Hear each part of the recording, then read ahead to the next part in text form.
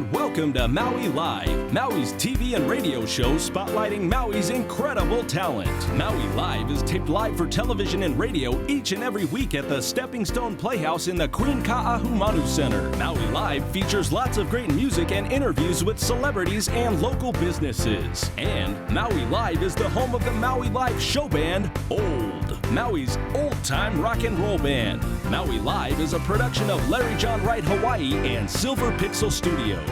And now, here's the host of Maui Live, TV and radio personality, Eric John Molina. It's time once again for Maui Live. Hello, I'm Eric John Molina, and welcome to Maui Live, Maui's TV and radio show featuring some of Maui's incredible talent. Aloha, I'm Michael McCartney. Welcome to Maui Live. Our guest on the broadcast, singer-songwriter Kimo Nevius. That is an awesome name. What does that derive from? Is that Spanish or? It is, in fact, the Latin version of a Dutch name. Do you want to hear the whole story? Yeah, I'd like to hear the whole story. So, my great-great-great-great-great-great-great-great-great-grandfather, are you following this so far? Lost me already. Was named Jan Neef, which in Dutch means John the Nephew, and he went to college in about 1610. And when he got out the other side, they had college in 1610, just roll with this. Right. And when he got out the other side, his name had been changed to Latin, Johannes Nevius. And everybody who descends from him has that last name. We now pronounce it Nevius. Did that happen at the Statue of Liberty? As people came in on Ellis Island? It happened at the University of Leiden in 1610-ish.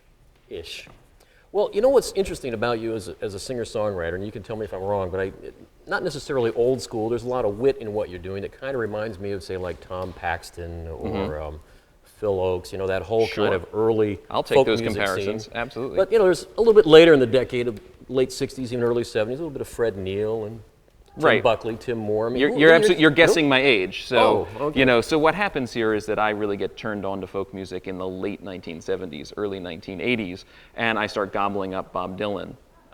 That was perhaps not the best time to become a Bob Dylan fan because he was just getting out of his gospel phase. Got to serve somebody. And into his infidels phase, but I loved it. I loved every single thing. And I've always been a voracious reader, researcher, that sort of thing. So I wanted to know, how did Bob Dylan get to be Bob Dylan? So I started listening to Woody Guthrie, and I started listening to old Delta blues singers. But at the same time I was doing that, I was discovering that there were people like Neil Young and Pete Seeger and the Weavers and all of these groups. And you know, this was great. This was what, if I can put in a pitch for local libraries, you know, this was in the age long before the MP3. Right. And so I was going and checking out LPs from the local library. Long players.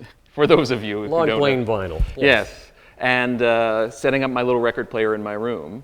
And, you know, for whatever it was, the 3-week loan period, I would listen to the Weavers on and on and on. And that's actually how I learned to sing and play the guitar, was just copying those people. Oh, so you were kind of going back in time versus like some of the contemporaries like and Steve Forbert. And so all of those people who were around, and so that was like the music on the radio if you happened to listen to like the local folk station. Right. But I was listening to older stuff. And so it was later that I actually discovered people who were actually more contemporary to what I should have been listening to. When did you first pick up the guitar? How old were you? I was 11 or 12, and I took lessons for about 2.5 weeks. And after that point, I decided that while lessons would probably serve me, what was serving me much more was just listening to records and trying to imitate what I was hearing. And it was a lot of Everly Brothers and Buddy Holly, good, easy to play. 4, 5, 6 chords. Buddy Holly, it's 3 chords. Every song is a 3-chord song. And so I could just play those. And my best friend was really into those groups and Elvis and the Beach Boys. And so these were incredibly influential to me as a guitar player, and then as a songwriter, the sort of pop sensibility that comes into my folk songs is from listening to way too much Beach Boys when I was a kid. Well, if you got the Beach Boys and the Everly Brothers, what is it like when you're in their bedroom playing guitar by yourself? I can't harmonize with myself. Sometimes I sing the lead, sometimes I sing the harmony, you know? You just have to choose. Well, I'll tell you what, we're going to take a listen to some music right now. You're going to perform for us? You up for it? Yes, absolutely. All right. Right here on Maui Live, singer-songwriter Kimo Nevius. The song is called No Known Cure for Nostalgia. It's about all those things we hold on to pass down to future generations, whether they want them or not.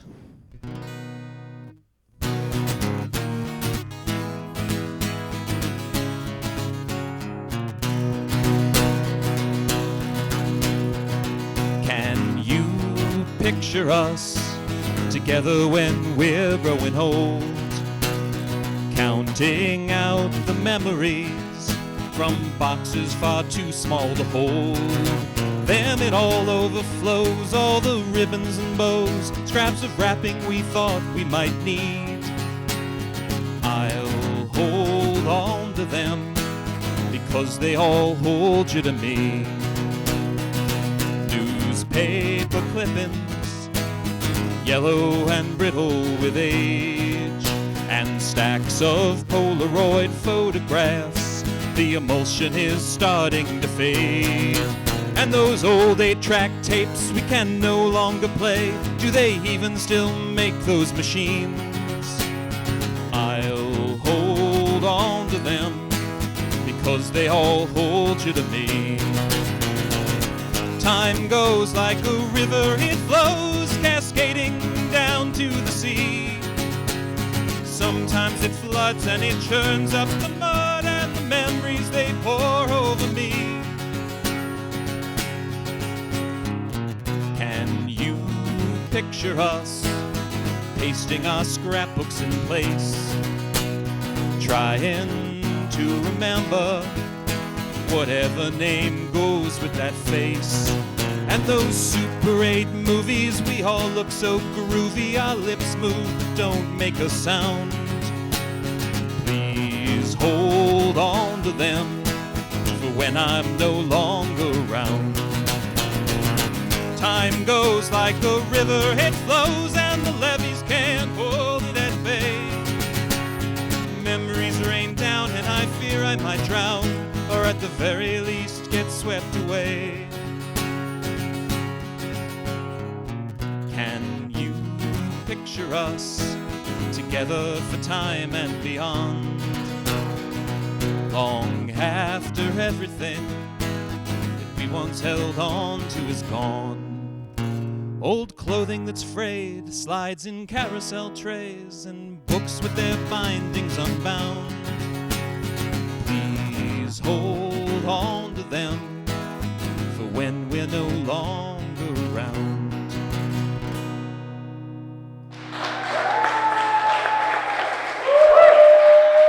Thank you. Thanks very much. Maui Live is underwritten by some of Maui's best businesses, like Casanova, with 2 incredible restaurants in Makawao and Kahului. Visit them online at casanovamaui.com. Maui Academy of Performing Arts and the Stepping Stone Playhouse. Visit them online at mauiacademy.org. Mana'o Radio, 91.5 FM, and online at mana'oradio.com. Maui Coffee Roasters, fresh roasted Hawaiian coffee. Visit them online at mauicoffeeroasters.com. Michael McCartney's wardrobe for Maui Live is furnished by him, a men's store featuring shirts, t-shirts, pants, shorts, and accessories. Located at 4310 Lower Hanoa-Pi'ilani Road in Kahana. Visit online at himmaui.com. Welcome back to Maui Live. Our musical guest, singer-songwriter Kimo Nevius. You've got one album finished.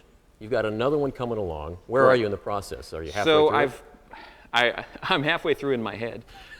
So you haven't recorded a single song I yet? have started recording. I've picked out all the songs that are going to go on it. It's probably going to be 10 or a dozen tracks. It's called In Search of Lost Time. And a lot of my songs sort of fulfill the same mission, if you will. They're all journeys into the past, whether that's the actual past, and I'm singing about 19th century Maui, or the mythical past, or... So like most singer-songwriters, you're stuck in the past. I am. I'm completely obsessed with the past. And so In Search of Lost Time, as you may or may not know, is the better translation of Remembrance of Things Past, the Proust novel. Well, outside of going to different time frames, do you bring in any kind of real-life experience of your own into some of these songs? I think you have to. I mean, all you can do is bring real-life experience. Most of the characters in my songs are you, not me. Okay.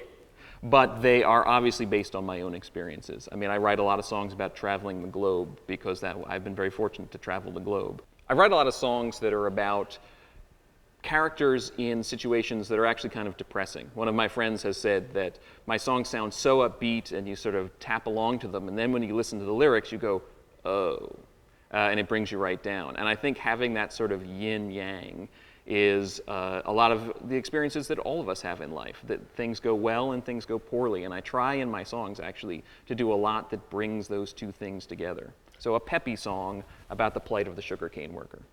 Yeah, there's almost kind of a Randy Newman or Harry Chapin approach in some of these songs. Yes, definitely. And there's a certain, I really admire Randy Newman for being able to get to the nub of the matter and do it in a funny way. But you'll have to admit, there's a lot of people that think when he's singing those songs that truly is his opinion. Correct. They just get so absorbed in it. You don't run into that problem, though, do you? I do. I run into this problem all the time, Really? where actually I will sing So what is that like? I mean, sometimes I'll sing a song about how, my woman left me and my life is over, and people in the audience will be looking at my wife going, really? And no, that is the character who's had these terrible things happen to him. Because as a musician, it's acting, right? Correct. Wow. Now, the name of your first album is titled? Kimo, Nevius Live. It's recorded on various venues around Maui and in New York City. And the new one's called In Search of Lost Time, and I hope to have it done by the end of the year. Well, we look forward to hearing that. We're going to have you do another song, but I did want to ask you, when you're performing live, half the album being Maui and the other half being New York, do the audiences seem the same to you and how they react to you when you perform live? It's interesting. They are different, and they're different in sometimes obvious and sometimes subtle ways. I get a lot of mileage when I'm in New York City performing as the guy from Maui, and people are absolutely fascinated by the songs about Maui history. Here, sometimes, I start singing about, again, 19th century sugar plantations is one of my themes. People are like, yeah, whatever. But that being said, when people listen to those songs, they will then come up to me afterwards and say, that's exactly what my grandfather did. Or, that's why I'm here on island. And no one ever really talks about these things. So that's got to make you feel real special. It does. And it opens up a topic. I mean, I feel like Hawaiian history often is ancient Hawaii and modern Hawaii. And we leave out the plantation era. So that's what I've chosen to focus on a lot. You can find his CD online. Very easy. The music that we've been talking about at kimosongs.com. So right now, let's go ahead and let him pick up his guitar. Singer-songwriter Kimo Nevius, right here on Maui Live. This is a song about working in the sugarcane plantations on Maui. It's called Hey Ho.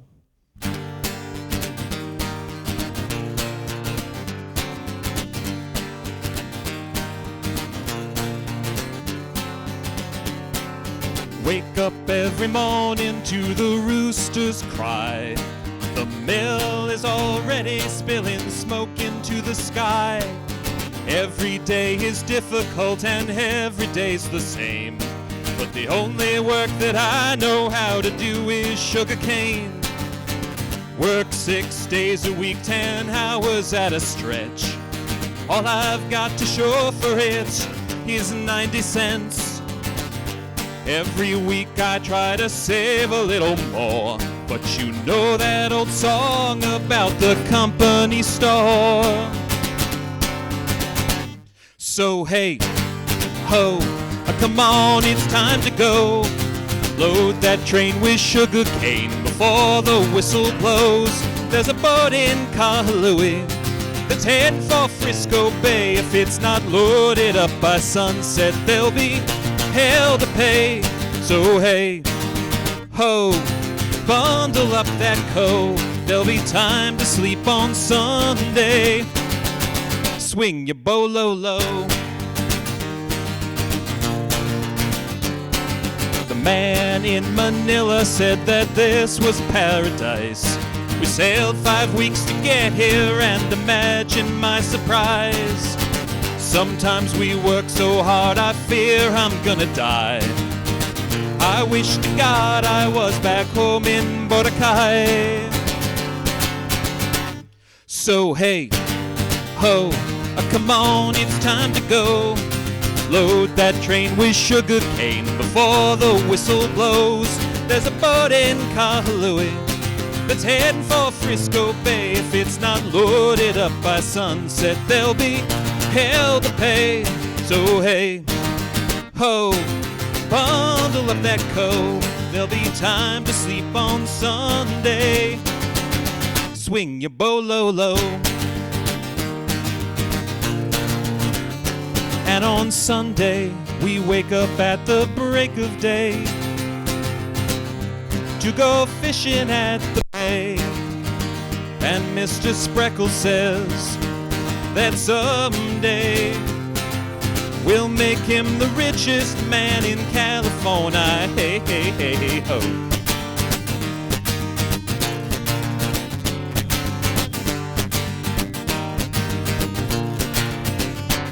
So hey, ho, come on, it's time to go. Load that train with sugar cane before the whistle blows. If every car's not overflowing, find some more that you can stuff. We're making pennies on the dollar here, and the tariffs just went up. So hey, ho, bundle up that coat.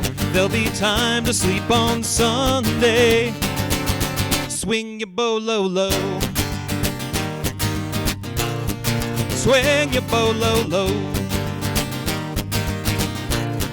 Swing your bolo low. Whoa, whoa, whoa.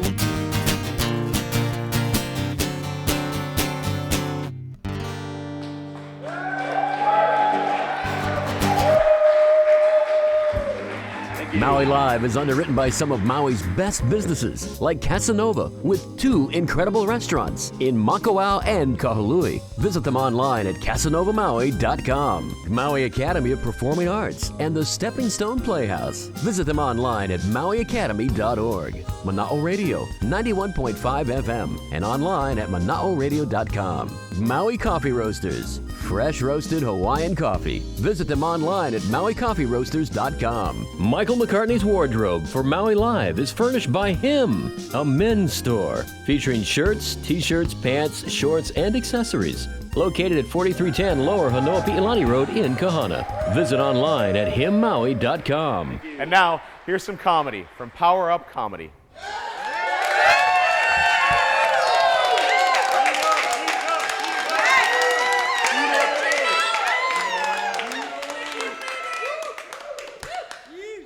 Thank you. Yes. Hello, everybody. For those of you that do not know me, my name is Chino. It's a Spanish word that means Chinese. But I'm neither. I know what you guys are thinking after that. What nationalities are you? I'm Hawaiian, Korean, Guamanian, German, French, Irish, Polish, Native American. Which is proof of worldwide love, as I like to say. It means a couple of good things. First of all, I can tell any racist joke and no one gets offended. Wonderful.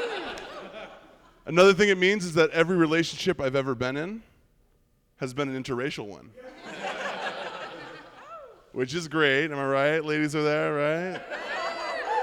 All about pissing off daddy. You know how it goes. Good to see ya.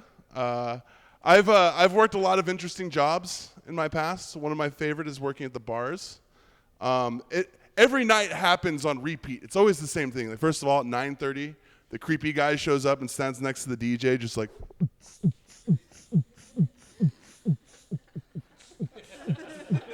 and just waits. He just waits there.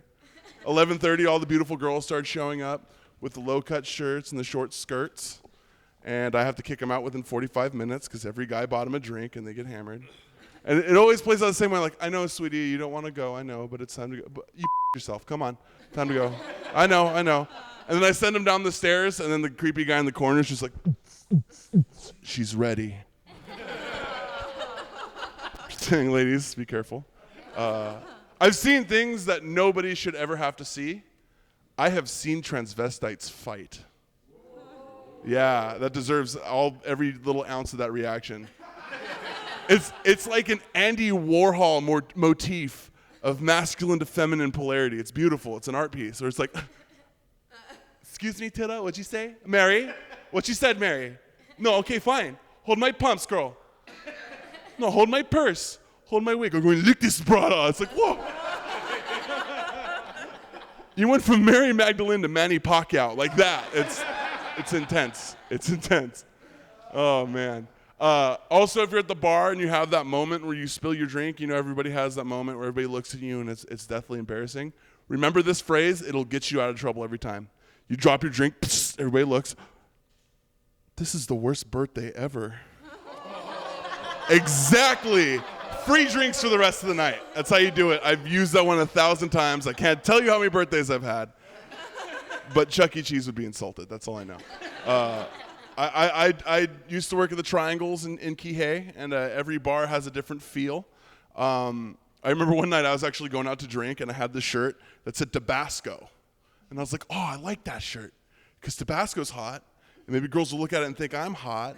I don't know, it's a long shot, but it's all I got, guys, really. So I walk out, and strut to the bar, I get my first beer, and I'm feeling pretty good looking.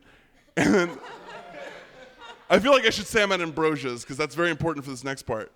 Because this small gay gentleman was staring at me. He noticed my swagger, apparently. And I'm drinking, he's just looking at me like,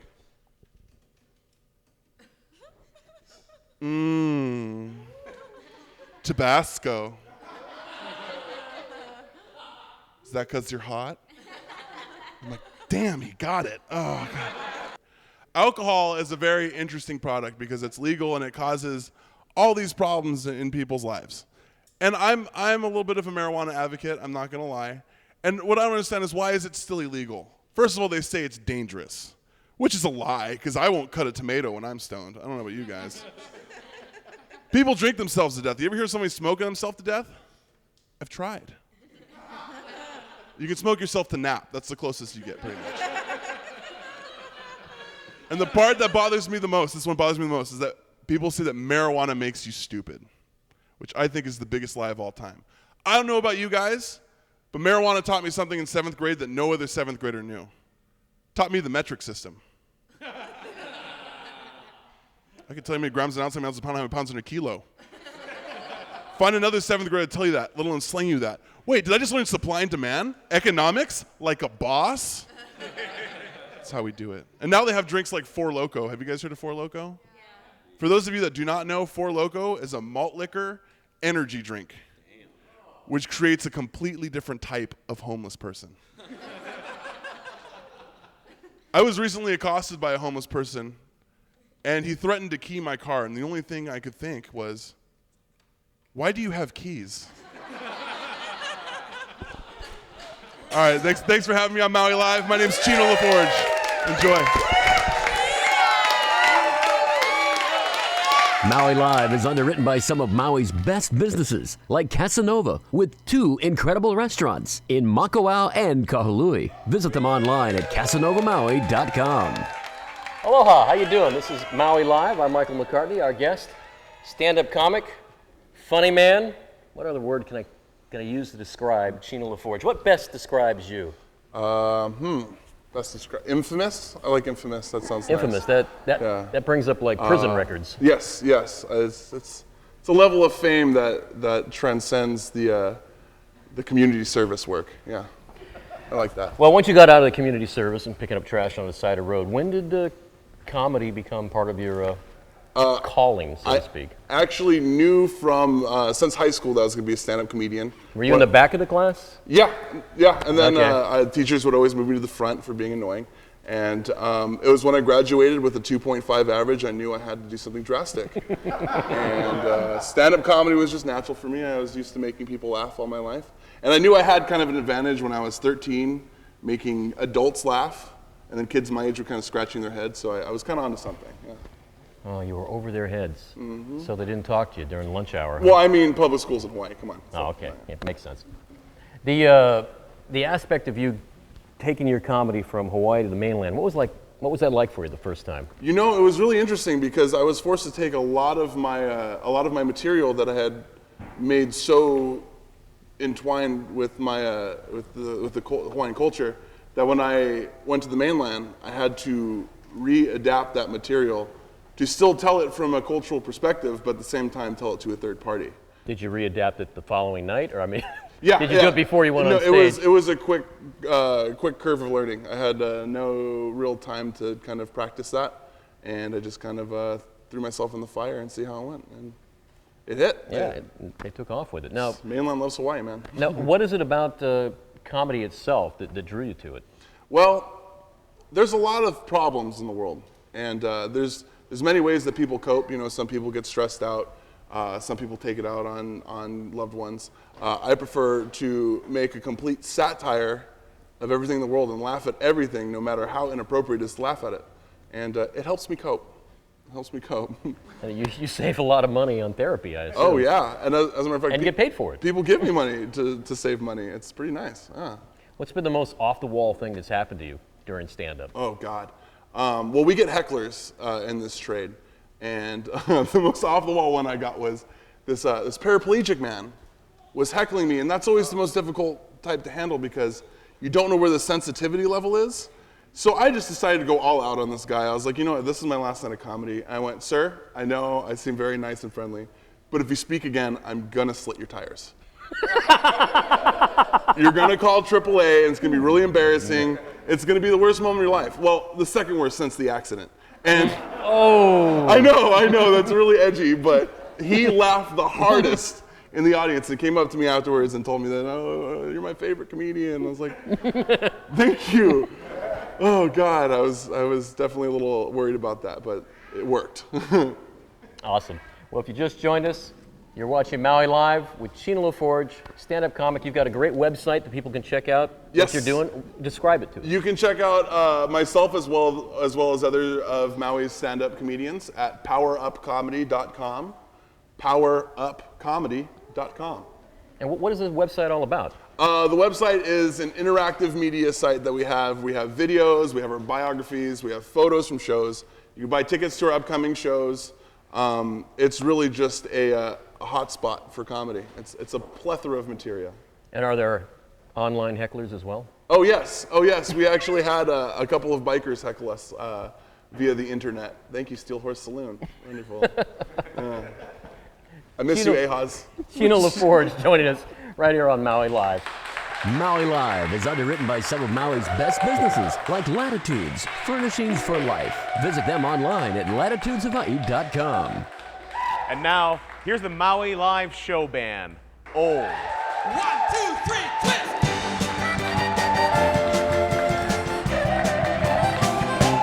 Come on, baby, let's do the twist. I said, come on, baby, let's do the twist. Take me by my little hand now and do the twist. Yeah, twist. Come on, baby, twist. Woo-hoo. Yeah, yeah. Well, come on now, twist. Well, come on, my little miss, and do the twist. I said round and around and up and down she goes again. Round and around and around and around she goes again. Twisting to and fro, rock it, baby.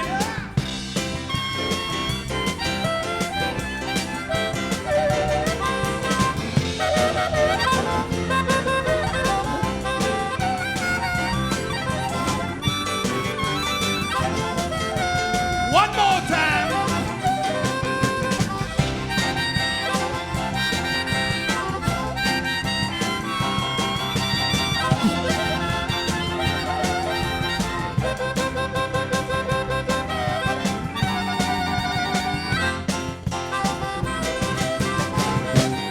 Come on, baby, let's do the twist.